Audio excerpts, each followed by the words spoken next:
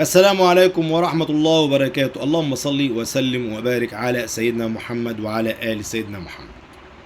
طبعا أنا عارف إن جمهور نادي الزمالك امبارح بات ليلة حزينة، بات ليلة يعني من أسوأ الليالي اللي شافوها. ليه؟ لأن الفرقة امبارح زعلتهم، لأن امبارح خلوا الفريق المنافس نادي الأهلي اللي ما كانش عارف يتأملوا قومة قاموا عليهم. هتقول لي أداء ولا أداء ولا حاجة، ولا أداء ولا حاجة ولا أي حاجة. إحنا اللي وحشين، إحنا اللي كنا سيئين، إحنا اللي معانا إدارة فنية سيئة، معانا لعيبة ما تستاهلش تلبس فانلة نادي الزمالك. يبقى ما تقوليش بقى الفريق المنافس هو اللي بقى لعيبة ولعيبة تقيلة هم لعيبة تقيلة أسماء، اتضح لهم أسماء.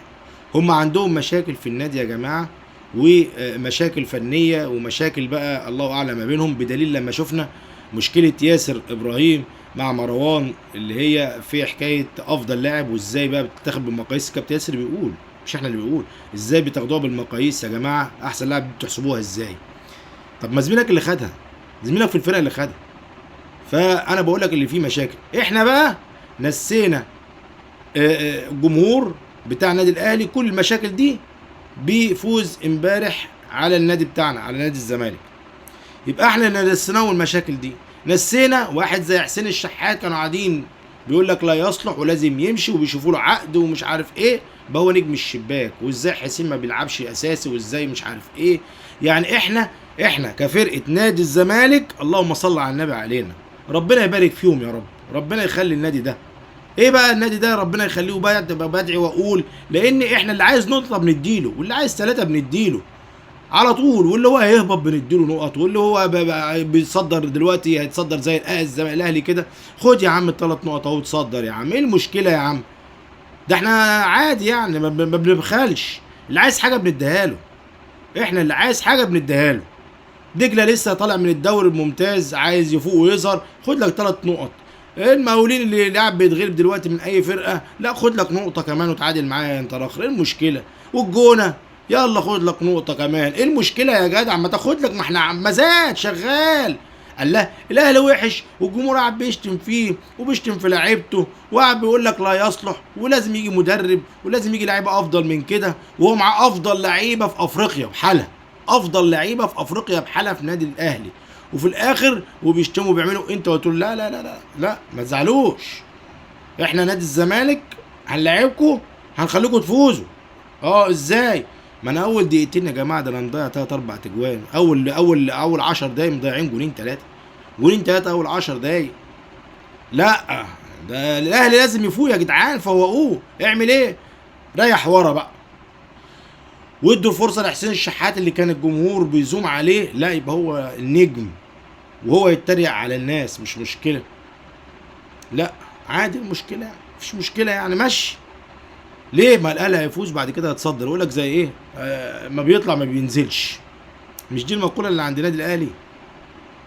يبقى احنا عملنا من الحبه قبه، كبرناه. اللي هو ايه؟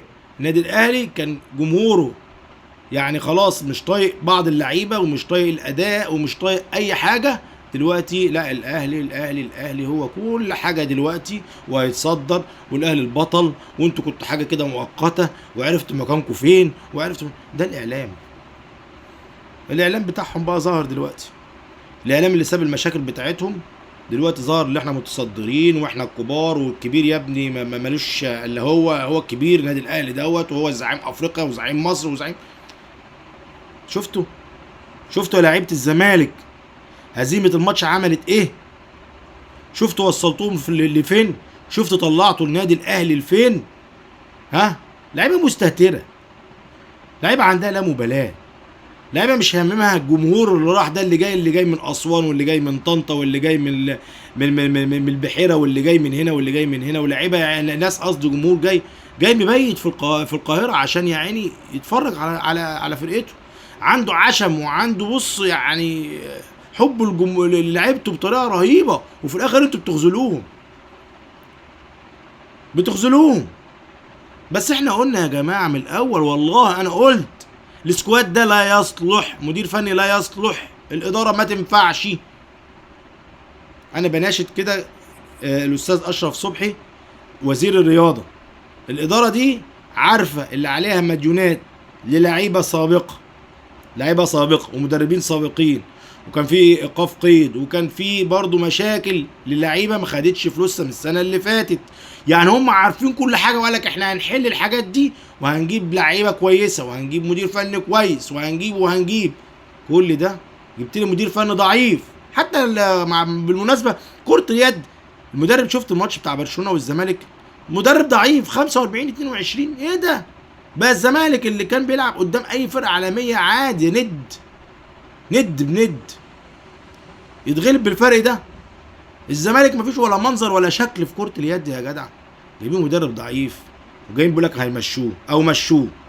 خلاص خلينا بقى في كرة القدم اللي هي ايه بتشغل الجمهور كله بتاع نادي الزمالك. اول حاجة قلت لنا هنجيب مدير فني كويس، جيب مدير فني لا يصلح اللي هو يمسك مركز شباب. قلت هنجيب لعيبة سوبر، هات لي لاعب سوبر، انا عايز لاعب سوبر. تعال بقى الاهلي جاب لك ايه؟ جاب كلهم سوبر، تريزيجيه على زيزو على بن رمضان، واخد بالك، ورجع له الو ديانج، ورجع له محمد شريف، وراح جاب بن شرقي لعيبه كلها نجوم. امبارح لما تيجي تبص للدكه عنده نجوم، دكه فعلا نجوم. انا راح اجيب لعيبه كلها معلش مع احترامي ليهم، لعيبه كلها ما اعرفش مصابه، انت جايبهم ازاي؟ احمد ربيع دوت ولا ربيع انت جايبه اهو، لعبنا 9 ماتشات وما ظهرش لحد دلوقتي، وقعدوا عملوا ضجه عليه اللي هو لاعب البنك الاهلي، وقال لك بقى ده هيجي يفرق وهو كل لاعب عندنا اكن ما كناش لعيبه يا جدعان. ما احنا كنا لعيبه والله، احنا كنا لعيبه، كنا بنتخبط ونتضرب ونلعب، وتلاقينا تاني يوم بنلعب عادي، وانزل التمرين عادي، وتلاقي رجلك ورمه عادي وتلعب. احنا دلوقتي عندنا بقى الجديد، كل لاعب ما اعرفش حواجبه توجعه يقول لك يقعد اسبوعين 3، جاله تعب في مناخيره يقول لك لا ده يقعد مش عارف اسبوعين 3. ايه يا جدعان ده يا جدعان؟ كل لاعب دلوقتي يلعب له ماتش ويجي له اصابه يقعد له شهرين 3، اول ما يجي يقول لك اصل بنعده اعداد اول واعداد تاني واعداد تالت واعداد رابع، خلينا لما الموسم يخلص. انا جايب احمد ربيع دوت دلوقتي وقاعد دلوقتي بقاله قد ايه؟ لعبت 9 ماتشات من غيره. محمد شحاته اتصاب ما اعرفش من رابع ماتش او ثالث ماتش، ما شفناهوش هو رخ. وجهاد اللي بقاله من السنه اللي فاتت، محمود جهاد، ما شفناهوش لحد دلوقتي، ما شفناهوش. الله، ايه يا جدعان؟ هي فلوس بتضيع وخلاص؟ هي لعيبه بتيجي وما نعرفش هي جت امتى ولا مشيت امتى؟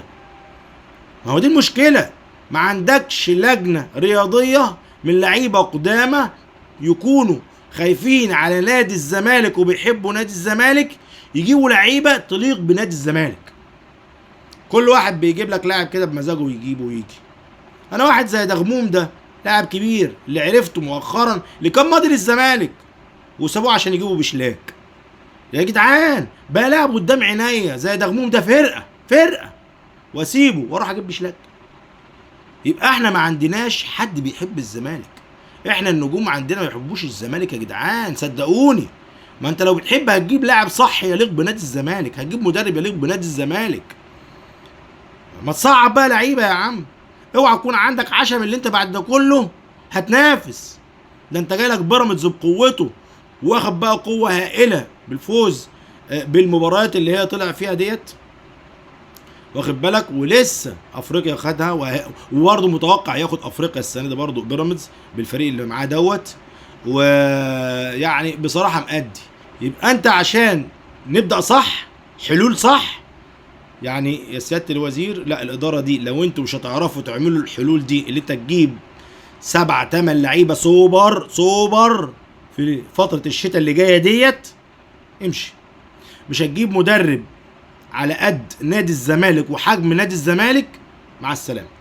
يبقى لعيبه، واخد بالك، لعيبه ومدير فني عالي هتجيبهم في فتره القيد الشتوي اللي جايه ديت، اهلا وسهلا. مش هتعمل حاجه زي كده، يبقى ما تنتظرش اي حاجه لنادي الزمالك، ما تنتظروش اي حاجه. وناشد جمهور الزمالك ما تروحش المدرج، ما تروحش، ما تتفرجش، لانك انت هيجيلك حرق دم وفلوس هتدفعها اللي انت مسافر ورايح تتفرج على النادي اللي هيحرق دمك. يبقى بلاها احسن بقى. خلاص، دي حاجه.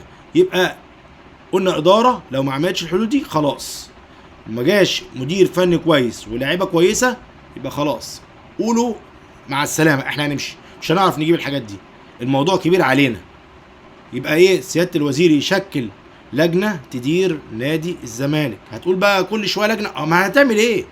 ما هو ما رجال اعمال جم وقال لك احنا هنحل وهنعمل وهنعمل وما عملوش. يبقى ما نقولش بقى ونقعد بقى نوجع في دماغنا واحنا هنتصدر واحنا هنعمل، والناس اللي هي اللعيبه القدامى يجوا في الاستوديوهات الفنيه وهم بيحللوا يقعد يقول لك ايه ده احنا هنغلب فرق سكور، ده احنا مش عارف ايه. ادينا اماره يا جدع، ادينا اماره. ده الاهلي اسمه هو الاهلي. الاهلي والله ما كان فايق يا جماعه. هات لي كام كوره كده يعني جم خطوره. انت ماسك الكوره بدون فاعليه. امبارح الاهلي ماسك خطوره يعني كوره بدون فاعليه. احنا لو عندنا النيه سالكه شويه واللعيبه يعني حابه بعضها، اللي بينفرد بالجون ويضيع ودوت وما بيلعبش لزميله، ما فيش نيه سالكه. لو سالكه كانت الكوره بتاعت عمرو نصر دي دخلت الجون اللي جت في العارضه دي. لو سالكه اللي ربنا كان يعني ايه لمها لنا شويه، والكره اللي جت في العارضه دي كانت خدت الجون وكنا تعادل وكنا ايه يعني خلصنا من وش الوجع الدماغ اللي هم عاملينه لنا ده. الاعلاميين دلوقتي الاهلاويه طالعين بقى احنا وادي الاهلي فاق والاهلي رجع والكبير كبير ومهما ننزل ونطلع احنا مش عارف ايه واحنا متصدرين واحنا وجع دماغ بقى. خدوا بقى على كده. لو انت نسيت انت اتغلبت من بيراميدز ومتعادل مع مودرن ومتعادل مع انبي ومتعادل مع المحله، ده حرس الحدود لسه كان جايب فيهم جونين وانت غالبه يا دوبك في الدقيقه 85 او حاجه زي كده يعني. تخيل حرس الحدود كان واقف ند بالند مع الاهلي واحنا مش عارفين، رايحين نتراجع من اول ربع ساعه نتراجع لورا، او بالعربي خالص بعد ما جبت الجون راح تتراجع. فيعني بصراحه اتمنى ان يعني اللعيبه تبص على قيمه نادي الزمالك، لان انت بتلعب فضل من عند ربنا. صدقني يا لاعب نادي الزمالك ان انت بتلعب في نادي كبير زي ده وليه شعبيه، ده نعمه من عند ربنا. انتوا مش عايزينها سيبوها لغيركم، حرام عليكم الجمهور، انت مش عايزها سيبها لغيرك. يعني يا ناصر يا ماهر انت كنت بتلعب في نادي الاهلي ولما لقوك اتدلعت رموك، المفروض بثبت وجودي بفوق بقى واوريهم. ناصر ماهر ده اللي انت مشيته، ناصر ماهر معلش مع احترامي يعني نسيت يعني، وناصر منسي برضه نسي الكوره، تحس اللي وزنه زاد، تحركاته بقت تقيله، ما بقاش هو ناصر منسي اللي احنا كنا بنقول عليه. وناصر ماهر زي ما قلنا عايز يمسك الكوره وانا اللي اجيب جون ومهاري واقط واعمل ايه يا جماعه. كابتن عبد الله برضه امبارح ما كانش يومه، امبارح ما كانش الفوقان بتاعه بتاع الماتشين الاخرانيين. ايه يا جماعه؟ فلو انتوا مش قد ارتداء فانلة نادي الزمالك سيبوها لمن يستحقها. يا اداره نادي الزمالك لو انتوا مش قادرين تديروا الزمالك وتخلصوا الفلوس للعيبه وتخلصوا الفلوس اللي عليكم وتجيبوا لعيبه سوبر، اتكلوا على الله. كفايه بقى. وانا قلت وبقول، قلت من الاول السكواد ضعيف، مدرب ضعيف، وما تنتظروش حاجه. والناس بعض التعليقات طلعت قالت لي انت ما انتش عارف حاجه. لا الحمد لله الكلام ده اهو، وما زلت بقول يا رب يوفقهم في اللي جاي ويا رب ياخدوا البطوله. انا اتمنى طبعا، ويا رب كلامي يطلع كله فشوش والزمالك ياخد الدوري، انا هكون اسعد واحد، مش مشكله بقى على كلام انا. فانا اتمنى يا جماعه ان الوضع الموجود ده يتغير وفي اسرع وقت. اللي يقول لك لا اصل ما تغيرش المدرب عشان الاستقرار وفهم اللعيبه ونجيب مدرب، ما احنا قلنا من الاول ايمن الرمادي مشى وكان غلط. هتقول لي يجي، انت عندك فتره توقف، يجي مدرب من دلوقتي ويجي مدرب مصري عشان يبقى عارف اللعيبه. هي خلاص بقى ضربوا الاعور على عينه وقال لك خسرانه. انا بقول لك مش هتعرف تجيب لعيبه سوبر ولا الاداره هتغير اي حاجه. انا بقولها من دلوقتي كمان، انا بقول لك اتمنى يعملوا كل اللي انا قلت عليه، لكن انا بقول لك هم مش هيعرفوا يعملوا حاجه، هيفضل الوضع كما هو عليه. فلا يبقى انت مش هتعرف تجيب لعيبه، خلاص هات مدرب مصري يبقى عارف امكانيات اللعيبه وعارف امتى يلاعب دوت ويطلع ده. يا راجل ده كل ماتش الراجل بيعمل تبديلات وانت غالب بيخليك تتغلب. شفت اقرا يعني شفت حاجه اغرب من كده؟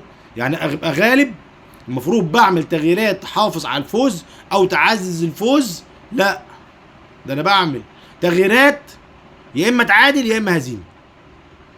فاتمنى من اداره نادي الزمالك يقعدوا النهارده مع بعضهم، يا جماعه بالله عليكم حبوا الجمهور شويه. واتمنى من جمهور نادي الزمالك وناس بقى يعني هتيجي عليها، قطعوا المدرجات لحد ما الفرقه دي تفوق. قطعوا المدرجات، محدش يروح لحد ما الفرقه دي تفوق. لو فاقوا احنا معاكم يا زمالك وهنفضل معاكم. ما انت اكيد برضو، حتى انت مش هتروح المدرج بس هتتفرج على الماتش في التلفزيون، مش هتقطعه، لانك انت من جواك هو يعني تشجيع النادي دوت، يعني ده ماشي في دمك، فانت هتتفرج ونفسك تفرح.